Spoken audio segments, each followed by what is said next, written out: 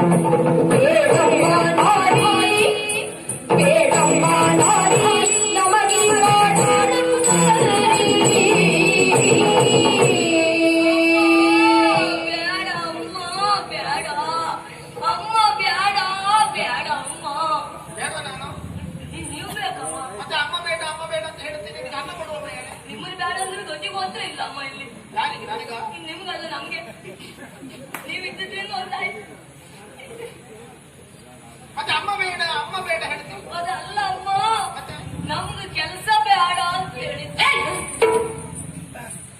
ಎದೆ ಕಳ್ಳಿ ಕೆಲಸ ಬೇಡ.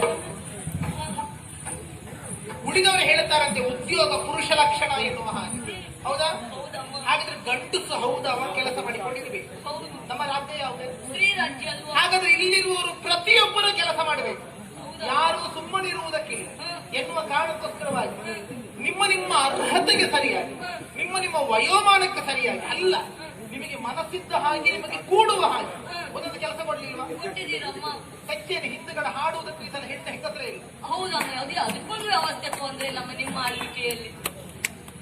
ಅದೇ ಹಾಗೆ ನಿನಗೆ ಆಗುವಂತದ್ದು ಕೊಟ್ಟಿದ್ದೇನೆ. ಮತ್ತೊಂದು ಬೇಡ ನಿನಗೆ? ಹಾಗಲ್ಲಮ್ಮ, ಮತ್ತೆ ಕೆಲಸ ಬೇಡ ಅಂತ ಹೇಳಿ ಲೆಕ್ಕಕ್ಕಿಂತ ಹೆಚ್ಚು ಸಂಬಳ ಕೇಳುತ್ತೆ, ಕೆಲಸ ಮಾತ್ರ ಬೇಡ ಹೇಳು. ನಾನು ಹಾಗೆ ಹೇಳಿದ್ದಲ್ಲ ಅಮ್ಮ. ಮತ್ತೊಂದು ಕಾಡು ನೌಕರಿ ಬೇಡ ಅಮ್ಮ, ಕಾಡು ನೌಕರಿ ಬೇಡ. ಕಾಡು ಇದು ತಲೆ ಹಾಳಾಗಿದೆ. ಎಷ್ಟು ಜನ ಎಷ್ಟು ಪ್ರಯತ್ನ ಮಾಡ್ತಾರೆ, ಎಷ್ಟು ಬಯಸ್ತಾರೆ. ಸಿಕ್ಕಿದ್ರೆ ಒಂದು ಅರಣ್ಯ ಇಲಾಖೆಯಲ್ಲೇ ಉದ್ಯೋಗ ಸಿಗಬೇಕು. ನೀ ಇದ್ದದ್ದು ಬೇಡ ಹೇಳ್ತೀನಿ, ನಿನಗೆ ತಲೆ ಹಾಳಾಗಿದೆ. ಬೇಡ ಹೇಳಿಕ್ಕೂ ಕಾರಣ ಉಂಟಮ್ಮ. ಮತ್ತೆ ಬೆನ್ನು ಗಟ್ಟಿ ಇದ್ರೆ ಅದು ಕೆಲಸ ತೊಂದ್ರೆ ಇಲ್ಲ ಅಮ್ಮ. ನಮ್ಮಾಗೆ ಬೆನ್ನಿದ್ದವರಿಗೆಲ್ಲ ಆ ಕೆಲಸ ಬೇಡ. ನೆಟ್ಟಗಾಗುತ್ತದೆ ಬೆನ್ನು ಅಷ್ಟೇ. ಯಾಕೆ ನೆಟ್ಟಗಾಗುದಲ್ಲ, ನಮ್ಮ ಜೀವ ಬೇಗ ಹೋಗ್ತದೆ. ಏನಾಯ್ತು ನಿನಗೆ ತೊಂದರೆ? ಉಪವನದ ರಖೋಲೆ ಮಾಡೋದಕ್ಕೆ ಹೇಳಿದ ಹೌದಮ್ಮ, ತೊಂದರೆ ಬೇರೆ ಏನು ಅಲ್ಲ ಅಮ್ಮ. ಪುರುಷರು ಮೂಢರಮ್ಮ.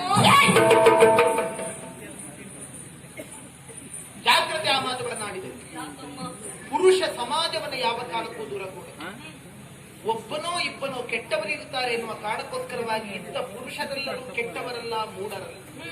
ಒಂದು ಹಿಡಿ ಅಕ್ಕಿಯಲ್ಲಿ ಒಂದೋ ಎರಡೋ ಕಲ್ಲಿರಬಹುದು ಎಂದ ಮಾತ್ರಕ್ಕೆ ಅಕ್ಕಿಯನ್ನೆಲ್ಲ ಕಲ್ಲು ಅಂತ ಹೇಳ್ತೇವೇನೆ? ಇಲ್ಲವಲ್ಲ. ಹಾಗೆ ಪುರುಷರಲ್ಲಿ ಒಬ್ಬಿಬ್ಬರು ಮೂಢರಿರಬಹುದು. ಯಾರು ಮೂಢರು? ಹೆಣ್ಣುಗಳು ಏನೂ ಅಲ್ಲ, ನಾವೇ ಎಲ್ಲ ಎನ್ನುವ ಹಾಗೆ ಯಾವಾತನು ಮಂದಮತಿಯಾಗಿ ತಿಳಿಯುತ್ತಾನೋ ಅಂತವನು ಮೂಢ ಪುರುಷ. ಹೆಣ್ಣಿಗೆ ಸರಿಯಾದ ಸ್ಥಾನಮಾನವನ್ನು ಯಾರು ಕೊಟ್ಟು ಗೌರವಿಸುತ್ತಾನೆ ಅವನಲ್ಲ ಏನೋ. ಮತ್ತೆ ಎಲ್ಲ ಪುರುಷರಿಗೆ ಹೇಳಿದ್ದಲ್ಲ, ಅದೇ ಮೂಢ ಪುರುಷರು ಹೇಳ್ತೀವಿ. ಅಂದ್ರೆ ಯಾರಿಗೆ ಹೇಳಿದ್ದು? ಯಾರಿಗೆ? ನಮ್ಮ ಉಪವನಕ್ಕೆ. ನಿನಗೆ? ನನಗೆ ಕಾಡು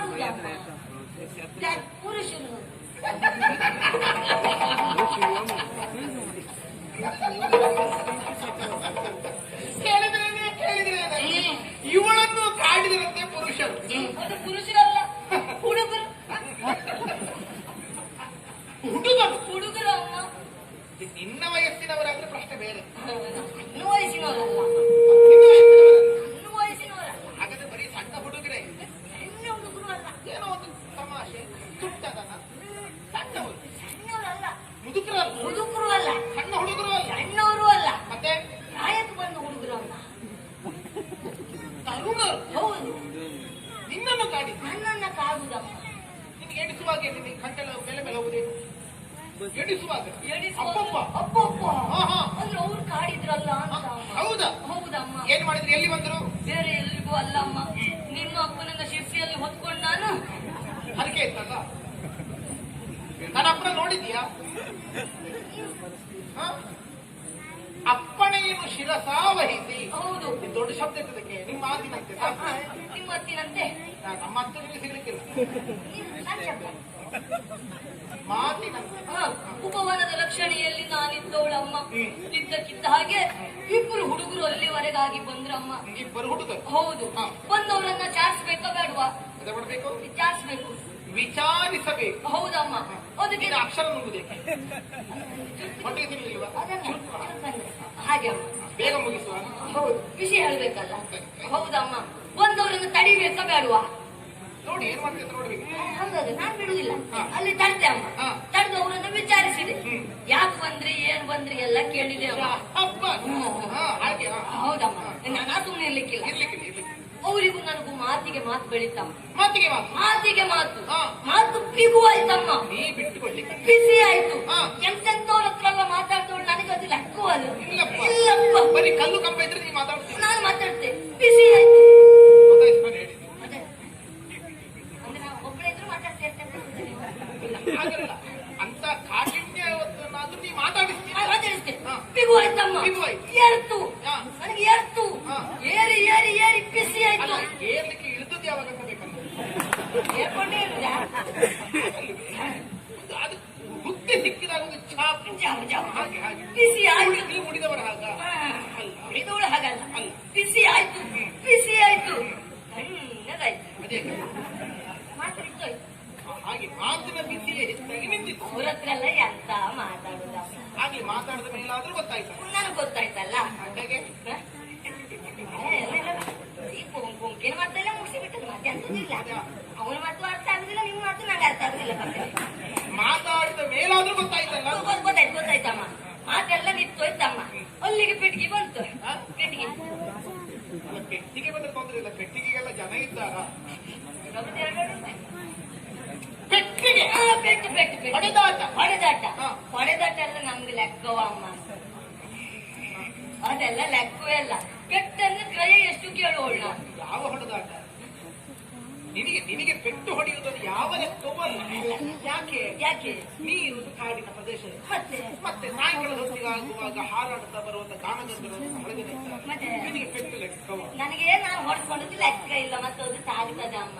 ಮತ್ತೊಂದು, ನನಗೆ ಅಷ್ಟು ಸುಲಭದಲ್ಲಿ ಯಾರು ಹೊಡೆಯುವುದಿಲ್ಲ. ಇಲ್ಲ ಇಲ್ಲ ಇಲ್ಲ, ಹೊಡಿಲಿಕ್ಕೆ ಹೊಡಿಲಿಕ್ಕಿಲ್ಲ. ಹೌದಮ್ಮ. ಯಾಕಂದ್ರೆ ಏನಲ್ಲದಿರುತ್ತ ಕೈಯೊಂದು ಆಯುಧ ಆಯುಧ ಉಂಟಲ್ವಾ? ಹಾಗೆ ಅಮ್ಮ. ಪೆಟ್ಟ ಪ್ರಾರಂಭ ಆಯ್ತಮ್ಮ. ಎಂತಹ ಬಲಿಷ್ಠವಾದಂತ ದೇಹವನ್ನು ಹೊಂದಿಕೊಂಡವನೇ ಇರಲಿ ಎದುರುಗಡೆಗೆ ಆರಕ್ಷಕನಾಗಿ ಕಾಣಿಸಿಕೊಳ್ಳುವಂತ ಉಡುಗೆಯನ್ನು ಹಾಕಿಕೊಂಡು ಬಂದಂತ ವ್ಯಕ್ತಿ ದುರ್ಬಲನೇ ಇರಲಿ. ಮೈ ಮೇಲೆ ಕೈ ಹಾಕಿ ಒಮ್ಮೆಗೆ ಹೋಗುದಿಲ್ಲ. ಆ ಬಟ್ಟೆಯ ಗುಣ. ಬಟ್ಟೆ ಗುಣ ಅಲ್ವಾ? ಹೌದಮ್ಮ.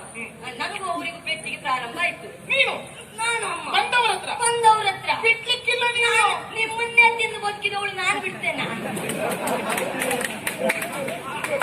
ನಮ್ಮ ಅನ್ನ ತಿಂದು ನಿಮ್ಮ ಅನ್ನ ತಿಂದು ನಿಮ್ಮ ಅನ್ನ ನಿಮ್ಮ ಈ ಬಿಟ್ಟರೆ ಯಾರನ್ನು ತಿನ್ನುತ್ತಿಲ್ಲ. ಅದು ನೀನಂತಲ್ಲ, ನಿನ್ನ ವರ್ಗವೇ ಹಾಗೆ. ಸ್ವಲ್ಪ ಸಲಿಗೆ ಕೊಟ್ರೆ ಯಾರನ್ನು ತಿಂತೀವಿ. ಹಾಗೆಲ್ಲ ಹೇಳ್ಬಾರ್ದಮ್ಮ. ಇಲ್ಲಪ್ಪ, ಅಲ್ಲೇ ಮುಗಿಸಿ ಬಿಡು. ನೀವು ಅದು ಮತ್ತೆ ಯಾರಿಸಿರೋದನ್ನ. ಅದೇ ಅಮ್ಮ, ನಿನಗೆ ಮತ್ತೆ ಹೋಗಬೇಕಲ್ಲ. ನಿಮ್ಮನ್ನೇ ತಿಂದು ಬದುಕಿ ನಿಮ್ಮ ನಮ್ಮ ಅನ್ನ ತಿಂದು ಬದುಕಿದವಳು ನಾನು ಬಿಡ್ಲಿಕ್ಕಿಲ್ಲ ಅಮ್ಮ. ಜೀರ್ಣ ಆಗುತ್ತದೆ. ಬಿಡ್ಲಿಕ್ಕಿಲ್ಲ ಅಂತ ಹೇಳಿ ಜೀರ್ಣ ಆಗುತ್ತದೆ. ತೊಂದ್ರೆ ಇಲ್ಲ. ಹೌದಮ್ಮ, ಬಿಡ್ಲಿಲ್ಲ. ಬಿಡ್ಲಿಲ್ಲ. ಬಿಡ್ಲೇ ಇಲ್ಲ ಅಮ್ಮ. ಬಿಡಕೂಡದು. ಬಿಡುವುದೇ ಇಲ್ಲ. ಕರ್ತವ್ಯ ನಿಷ್ಠೆ ಅಂತ ಬಿಟ್ಟದು. ಅದು ಅಲ್ಲಿ ನಡೆದದ್ದು ಕದನ ಕುಲಾಲ ನೋಡಿದ್ರೆ ನೀವು. ಕದನ ಕುಲಾಲು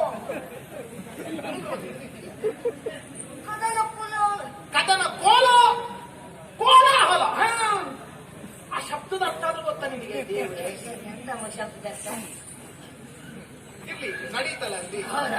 ಆಯ್ತು, ನಿನಗೆ ನಾನೀಗ ಅರ್ಥ ಹೇಳಿ ನಾನು ಸುಧಾರಿಸಿ. ಅದೆಲ್ಲ ಇಲ್ಲ, ಇನ್ನೊಂದು ಗೊತ್ತಾಗುತ್ತೆ ಆಯ್ತಾ?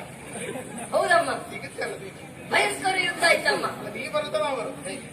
ಈ ವರ್ಷ ನೀವು ಬರುದೇ ಆಯ್ತು, ಮತ್ತೆ ಅರ್ತಿಲ್ಲ. ಆಯ್ತು ಹೇಳು. ಹೌದಮ್ಮ, ಒಂದಕ್ಕೆ ನಿಂತ್ಕೊಂಡೆ, ಎರಡಕ್ಕೆ ಕುತ್ಕೊಂಡೆ ಅಮ್ಮ. ಏನೂ ತೊಂದರೆ ಇಲ್ಲ, ನಿನ್ನ ಅನುಕೂಲ. ನಮಗೆ ಏನೂ ತೊಂದರೆ ಇಲ್ಲ, ನಿನ್ನ ಅನುಕೂಲ. ಯಾಕಮ್ಮ, ನಿಮ್ಗೆ ನಾನು ಹೇಳಿದ್ದು ಅರ್ಥ ಆಗ್ಲಿಲ್ಲ. ಎಂತ ಹೇಳಿದ್ದೇಳು? ಅವು ನನಗೆ ನೀ ಹೇಳಿದ್ದೆ ಹೇಳ, ಆ ಶಬ್ದ ಹೇಳು. ಅಂತ ಹೇಳಿದೆ ಒಂದಕ್ಕೆ ನಿಂತ್ಕೊಂಡೆ, ಎರಡಕ್ಕೂ ಕುತ್ಕೊಂಡೆ. ನಾನೆಂತ ಹೇಳಿದೆ?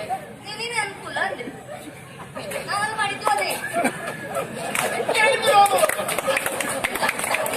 ಅದಲ್ಲ, ನಿನ್ನ ಅರ್ಥಕ್ಕೆ ನನ್ನ ಅರ್ಥ ಸರಿ ಉಂಟು. ಹೌದೌದು, ಅಂದ್ರೆ ಅವ ನನಗೆ ಒಂದು ಬಿಟ್ಟ, ನಾನು ನಿಂತ್ಕೊಂಡೆ. ನಿಂತುಕೊಂಡೆ. ಹೌದೌದು, ಯಾಕೆ? ಎರಡು ಕೊಟ್ಟ, ಅಲ್ಲೇ ಕುತ್ಕೊಂಡೆ. ಅದಕ್ಕೆ ನಾ ಹೇಳಿದ್ದು ನಿನ್ನ ಅನುಕೂಲ ಅಂತ ಹೇಳಿದ್ದು ಅದಕ್ಕೆ. ಒಂದು ಹೊಡೆಯುವಾಗ ತಡ್ಕೊಳ್ಳುವಷ್ಟು ಧೃತಿ ಇತ್ತು. ಒಂದಕ್ಕೆ ಅಲ್ಲ, ನಾನು ಆಟ ಬೀಳ್ತೇನೆ. ಸುದ್ದಿ ಬಂದಿದೆ ನಮಗೆ, ಒಂದು ಸಾಕಾಗುವುದಿಲ್ಲ ಇತ್ತೀಚೆಗೆ. ಒಂದೆಲ್ಲ ನಮ್ಗೆ ಲೆಕ್ಕವೇ ಅಲ್ಲ.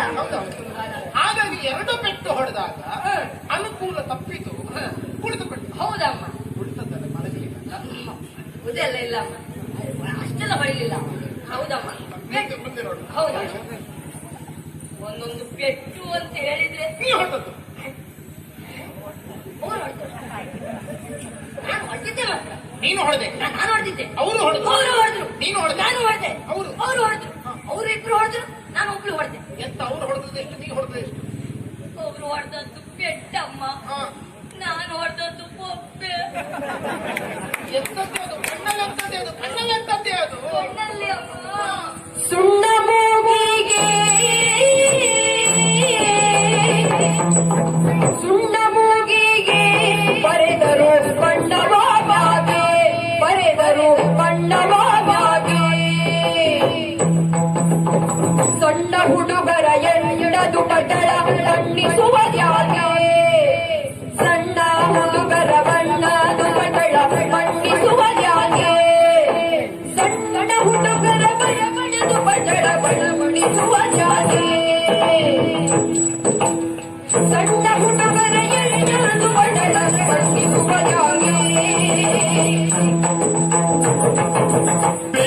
ನುಡಿ ಮಾರಿ ನುಡಿ ಮಾರಿ ಮಾರಿ ಮುರಿ ಮಾರಿ ನುಡಿ ಮಾರಿ ಕಣ್ಣುಳು ಮುಟ್ಟುತ್ತಿದೆ ಮಾರಿ, ಕಣ್ಣುಳು ಮುಟ್ಟುತ್ತಿದೆ ಮಾರಿ.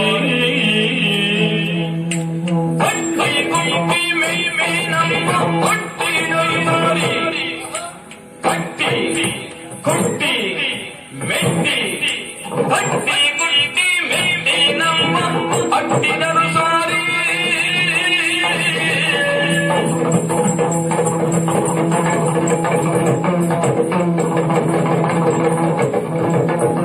ಬೇಡಮ್ಮ ನಾರಿ ನಮಗೆ ಕಾಡು ನೌಕರಿ, ಬೇಡಮ್ಮ ನಮಗೆ ಕಾಡು ನೌಕರಿ.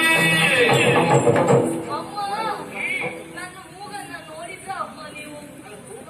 ಎರಡು ಬೀಳ್ಬೇಕಿತ್ತು ಅಂತ ಅನ್ನಿಸ್ತದೆ. ಯಾಕಮ್ಮ? ಮತ್ತೆಂತದಲ್ಲಿ ನಿನಗೆ ಈ ವಯಸ್ಸಿನಲ್ಲಿ ಚಂದ ಕಾಣುವ ಅಂತ ಹೇಳಿ. ಯಾಕೆ ನೀವು ಹಾಗೆ ಹೇಳುದು? ಮತ್ತೆಂತದಲ್ಲ ಪಡ್ಕೊಂಡಿದ್ದೆಲ್ಲ ಬಣ್ಣ ಎಲ್ಲ ಬೀಳಿ ಬೀಳಿದ್ದೆಲ್ಲ. ಇದು ನೀವು ಅಂದ್ಕೊಂಡದ್ದು ನಾನು ಬಣ್ಣ ಪಡ್ಕೊಂಡದಂತವ? ಮತ್ತೆಂತದ್ದು ನನಗೆ ಈ ವಯಸ್ಸಲ್ಲಿ ಚಂದ ಕಾಣುವ ಅಂತ. ಯಾಕೆ ಚಂದ ಅಮ್ಮ? ನನ್ ತಕೊಂಡು ಹೋಗ್ಲಿಕ್ಕೆ ಅಲಂಕಾರ, ಅಲಂಕಾರ ನಾನ್ ಮಾಡ್ಕೊಂಡದಲ್ಲ ಅಮ್ಮ. ಮತ್ತೆಂತದ್ದು ಇದು ಅಲ್ಲಿ ಆ ಹುಡುಗರು ಹಾಕಿದ ನಾಮ ಅಮ್ಮ. ನನಗೆ ಸುಣ್ಣದ ನಾಮ, ಸುಣ್ಣದ ನಾಮವನ್ನು ಹಾಕಿದ್ರು. ಸುಳ್ಳು ಹೇಳಬೇಡ. ಯಾಕಮ್ಮ? ನಿನ್ನ ವಯಸ್ಸಿನವರಾದ್ರೂ ಬಂದಿದ್ರೆ ಅವರು ಸುಣ್ಣದ ನಾಮ ಹಾಕಿದ್ರು ಅಂತ ಹೇಳಿದ್ರೆ ಒಪ್ಪಿಕೊಳ್ಳಬಹುದಾಗಿತ್ತು. ಯಾಕಂದ್ರೆ ಕವಳ ತಿನ್ನುವ ಅಭ್ಯಾಸ ಅವ್ರಿಗೆ ಅಂತ ಹೇಳ್ಬೋದು. ಯಾರೇ ಅಡಿಕೆ ತಿಂದು ಅಲ್ಲೇ ಒರ್ಸಿ ಬಿಟ್ರಂತವಾ? ಈ ಸಣ್ಣ ಹುಡುಗರು ಚೆಲ್ಲಿಕ್ಕೆ ಸುಣ್ಣ ಸುಣ್ಣ ಅಲ್ಲಿ ಇರ್ಲಿಲ್ವಾ ಅಮ್ಮ ನಮ್ಮಲ್ಲಿ ಉಪವನದಲ್ಲಿ? ಉಪವನದಲ್ಲಿ ಸುಣ್ಣ ಮಾರಾಟಕ್ಕೆ ಇರ್ತೀನಿ. ನಾನು ಎಲ್ಲ ಅಡಿಕೆ ತಿನ್ನುವುದಿಲ್ವಾ? ನನ್ನ ಸುಣ್ಣ ಅಂತ ನನಗೆ ಹಂಚಿ ಹೋದದ್ದು. ಎಂತ ಸೊಪ್ಪು ಹತ್ರ ಇಲ್ಲ. ನಿನ್ನ ಕವಳದ ಸಜ್ಜೆಯಲ್ಲಿ ನಾನು ಅಲ್ಲಿ ಬದಿಯಲ್ಲಿ ಇಟ್ಕೊಂಡಿದ್ದೆ. ನಾನು ಎಲ್ಲ ಅಡಿಕೆ ತಿಂದು ಅವರು ಎಲೆ ತಗೊಳ್ಳಿ, ಎಲ್ಲ ತಗೊಳ್ಳಿಲ್ಲ, ಅಡಿಕೆ ಮುಟ್ಲಿ, ಅಡಿಕೆ ಮುಟ್ಲಿಲ್ಲ, ಅದಲ್ಲೇ ಇತ್ತು. ಹಾ. ಅದು ಮುಟ್ಲಿಲ್ಲ. ಅದು ಸುಣ್ಣ ಮಾತ್ರ ತೆಗೆದ್ರು. ಹೌದಮ್ಮ, ಹಾಗೆ ಒಳ್ಳೆ ಹೊಚ್ಚಿ ಬಿಟ್ರಮ್ಮ. ನಿನ್ನ ಸುಣ್ಣದಿಂದ ನನ್ನ ಸುಣ್ಣದಿಂದ ನನಗೆ ನಾಮ ಹಾಕಿತ್ತು. ನಾಮ ಹಾಕಿದ್ದು. ಹೌದಮ್ಮ. ಆಮೇಲೆ ಆಮೇಲೆ ಒಂದೊಂದು ಪೆಟ್ಟು ಅಂತ ಹೇಳಿದ್ರೆ ಹಾ. ಅದ್ರ ಉರಿ ಹೇಳಲಿಕ್ಕೆ ಆಗುದಿಲ್ಲ ಅಮ್ಮ. ಎಂತದ್ದೇ ಇಲ್ಲ, ಬೆನ್ನಿನಲ್ಲೆಲ್ಲ ಬಾಸುಂಡೆ ಬಂದಿದೆ. ಬಾಸುಂಡೆ ಅಲ್ಲಮ್ಮ, ಅವರು ಪೆಟ್ಟಿದ್ದು ಅದು ಉಪ್ಪಾಗಿದೆ. ಉಪ್ಪಾಗಿದೆ. ಅಯ್ಯಯ್ಯೋ. ಹೌದಮ್ಮ. ಹಾ. ಅವ್ರ ಪೆಟ್ಟಿನ ಉರಿ ಬಾರಿ ಕಣ್ಣಲ್ಲಿ- ಕಣ್ಣಲ್ಲಿ ಹುಟ್ಟುತ್ತಿದೆ ವಾರಿ. ಕಣ್ಣೀರು ಈಗಲೂ ಸುರಿಯುತ್ತಾ ಉಂಟು. ಹೌದಮ್ಮ. ಹಾಗಾದ್ರೆ ವೇದನೆ ಅತಿಯಾಗಿದೆ ಅಂತ ಸ್ಪಷ್ಟವಾಯಿತು. ಸತ್ಯ ಅಮ್ಮ. ಆಮೇಲೆ ಅವ್ರು ಯಾರು ಏನು ಅಂತ ಕೇಳಿದ್ರೆ ಪರಿಚಯ ಹೇಳಿಲ್ಲ ಅಮ್ಮ. ನಿನ್ನ ಅರಸಿಯನ್ನ ನೋಡ್ಬೇಕು ಅಂತ ಹೇಳಿದ್ರು.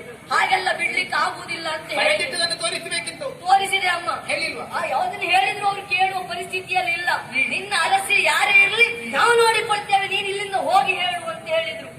ಅದಕ್ಕಾಗಿ ನೆನಪಾಗುದಿಲ್ಲ ಅಂತ ಹೇಳಿದಕ್ಕೆ ನನಗೆ ಇಂಥ ಪರಿಸ್ಥಿತಿ ಮಾಡಿ ಬಿಟ್ರು ಅಮ್ಮ. ಕಟ್ಟಿದರು. ಕಟ್ಟಿದ್ರು ಅಮ್ಮ. ಹಾ. ಕುಟ್ಟಿದ್ರು. ಹುಟ್ಟಿದ್ರು. ನನ್ನನ್ನು ಕಾಲ